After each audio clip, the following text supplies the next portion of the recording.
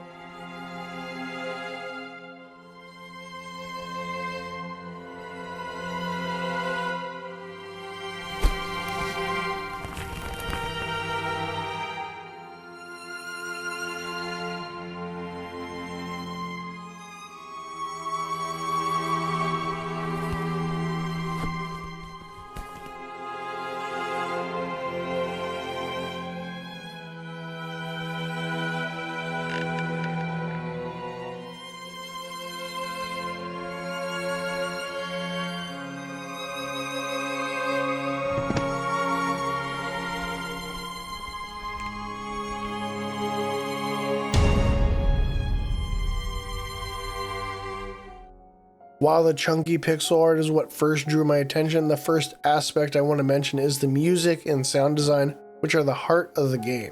Carlos Viola, composer of Blasphemous 1 and 2, also did the music for The Last Door, and he absolutely knocks it out of the park. Both The Last Door and Blasphemous employ a more abstracted pixel art lo-fi visual style against high-fidelity music, and I think it's a great choice.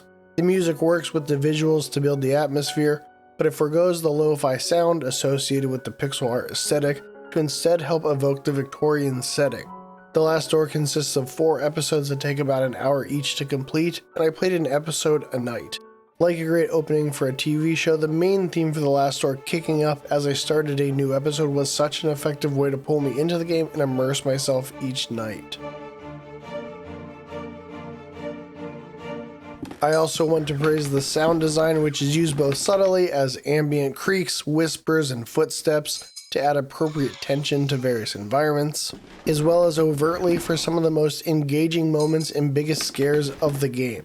And while I wouldn't say The Last Door is terribly scary on the whole, I was really impressed with how effective the chunky pixel art style could be at creating dread and horror. While the high fidelity of the music is effective at building the setting and atmosphere through its specificity, the pixel art direction creates tension and atmosphere through abstraction. We all know that the imagination is often more horrifying than reality, and the pixel art of The Last Door leverages this by being evocative and suggesting gruesome tableaus for the mind to expand upon. I discussed in my Blasphemous critique how the pixel art of Blasphemous 1 does the same, suggesting some pretty gruesome actions and concepts that are made more evocative by the abstract art direction, allowing the imagination to take over.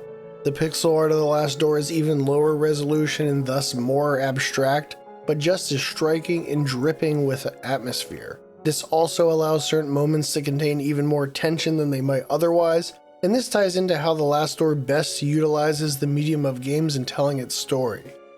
This is illustrated in the opening I showed previously, in which the player takes on the role of Anthony Beechworth as he prepares and then hangs himself. I couldn't really tell what I was interacting with when I first clicked on the rope, I clicked on it because it's the only thing I could interact with.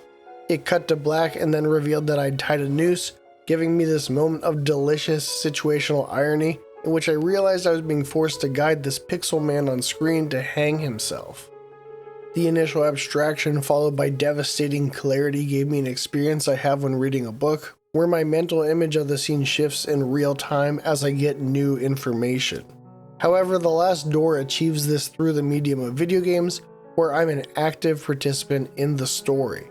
Guiding a character to their demise or being forced to actively cause a character to do something horrific is not unique to The Last Door, and is arguably a major source of tension in horror games, but the abstract visuals obscuring what's happening to delay the moment of realization does feel like a novel experience within the genre. I've been pretty glowing about The Last Door Season 1 so far, and these strengths make up a critical portion of the 4 to 5 hour experience, but The Last Door doesn't quite knock it out of the park with the puzzles. They're not particularly challenging or rigorous, and the play is very light, mostly involving scrubbing each scene with the cursor for interactions, or combining a couple of items in your inventory.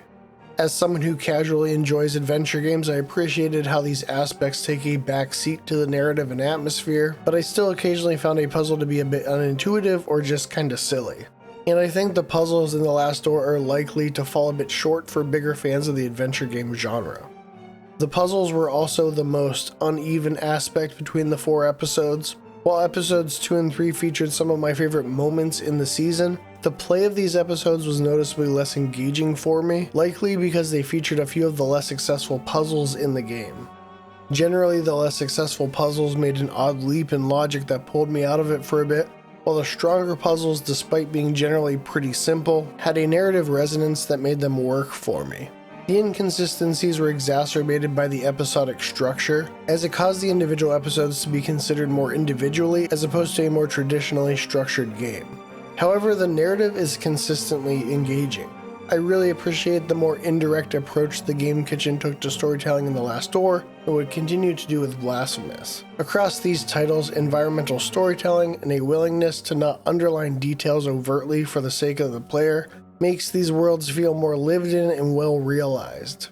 This approach also has consonance with the pixelated art style used to create situational irony and engage the imagination of the player. Trusting in the player to read between the lines and engage with the experience is one of my favorite aspects about the story and world of Blasphemous, and I was delighted to see it present in The Last Door as well.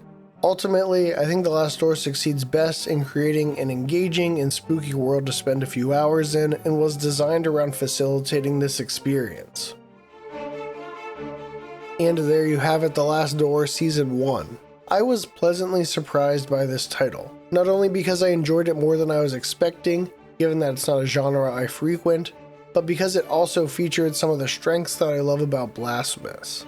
Incredible music, impeccable art direction, and a really keen sense of what details to include and what to obscure both in visuals and in the narrative. It resulted in a world that really came alive in my imagination as I was playing, with only an occasionally weak puzzle to pull me out of the experience just a bit.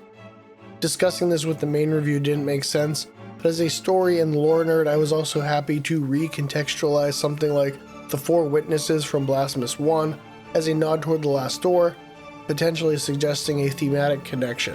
I was also excited to see theater imagery used within the game, and even a little bit around the concept of time within art, imagery and themes that creative director Enrique Cabeza also explores in the Blasphemous games. Cabeza actually discussed these themes with me in a couple of interviews I've done with him about the Blasphemous games, which you can find linked above and in the description below. If you enjoyed this video, please give it a like and leave a comment with your thoughts about The Last Door. And as always, be sure to subscribe to the channel and turn notifications on to get more news, reviews, and essays about Blasphemous, Elden Ring, and more. Thanks for watching.